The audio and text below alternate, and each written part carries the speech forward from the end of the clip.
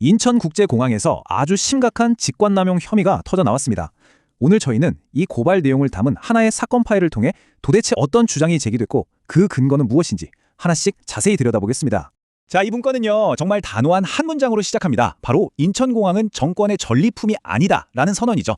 오늘 저희는 이 문건이 고발하는 내용을 따라서 그 주장과 증거들을 하나하나 짚어보겠습니다. 오늘 저희가 살펴볼 순서는 이렇습니다. 먼저 사건 파일의 전체적인 내용을 보고요. 핵심 혐의와 증거를 분석하고 이게 어떤 피해를 낳았는지 또 과거 판례는 어땠는지 짚어본 다음에요. 마지막으로 사법부를 향한 호소까지 살펴보겠습니다. 자, 그럼 본격적으로 한번 시작해볼까요? 이 사건 파일의 가장 중심에 있는 고발 내용이 대체 뭔지 그것부터 확인해보겠습니다. 이 사건이 말하고자 하는 핵심, 그 본질은 바로 이겁니다. 법으로 분명히 보장되어 있는 공기업의 인사권에 대통령실이 불법적으로 개입했다는 거죠. 이건 뭐 공기업의 자율성이나 독립성을 그냥 뿌리째 흔드는 행위라고 이 문건은 아주 강하게 비판하고 있습니다. 그렇다면 대통령실을 향한 핵심 혐의들, 구체적으로 어떤 것들이 있는지 한번 들여다보겠습니다. 고발 내용은 크게 세 가지로 나눌 수 있습니다. 첫 번째 혐의는 바로 표적감사 주장입니다. 이게 무슨 얘기냐면요. 국토부 업무보고에서 나온 아주 사소한 문제를 꼬투리 잡아서 무려 10년 만에 처음 있는 특정감사를 지시했다는 겁니다. 그런데 그 진짜 목적은 경영진을 압박하기 위한 사실상 트집잡기식 불법감사였다는 거죠. 두 번째 주장은 더 심각합니다. 바로 인사권 무력화인데요. 대통령실이 11월부터 새 사장 올 때까지 인사 스톱 이렇게 지시를 내렸다는 겁니다. 고발장에서는요, 이건 법으로 사장에게 주어진 고유권한, 즉 공기업 인사권을 정면으로 침해한 명백한 위법 행위라고 못 받고 있습니다. 그리고 세 번째, 이렇게 인사를 마비시킨 결과 업무 방해로까지 이어졌다는 혐의입니다. 실제로 업무에 아주 심각한 차질이 생겼다고 하는데요. 그 대표적인 예로 쿠웨이트 사건을 들고 있습니다. 현지 법인장으로 가야 할 부사장의 퇴임을 막으면서 중요한 해외 사업에 말 그대로 구멍이 뻥 뚫려버렸다는 주장입니다.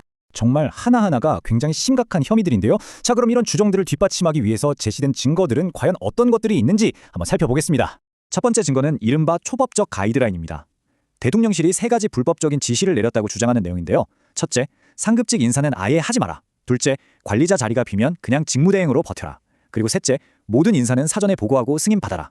문건은 이걸 조직의 숨통을 끊어버리는 불법적인 개입이라고 규정합니다. 두 번째 증거는 이사회와 경영진의 공백 사태를 보여주는 이 조직도입니다. 보시면 아시겠지만 국토부랑 혐의까지 다 끝내놓고도 새 사장 오면 그때 해, 이 한마디로 임원 임명을 일부러 질질 끌었다는 주장이에요. 고발장에서는 이걸 시간을 끌면서 조직 전체를 마비시키는 전형적인 직권남용 수법이라고 지적하고 있습니다. 그리고 이 타임라인을 보면 그 의도가 더 명확해진다고 주장합니다.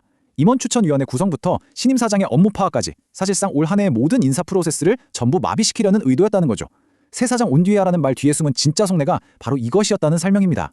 이게 단순히 서류상으로만 오고 간 싸움이 아니었습니다.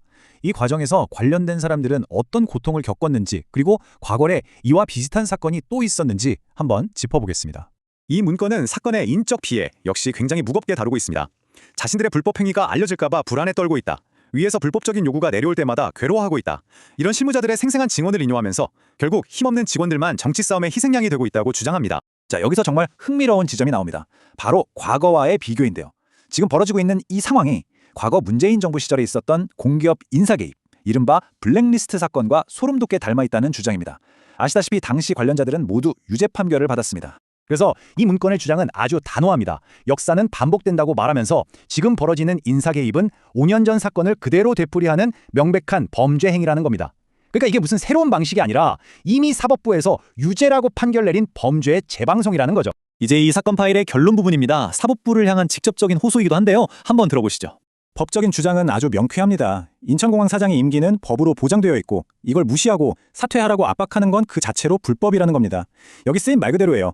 정권과 철학이 맞는 사람을 쓰고 싶다면 법을 바꿔서 해라 이겁니다. 불법을 동원한 사퇴 압박은 절대 용납될 수 없다고 아주 강하게 못 받고 있습니다.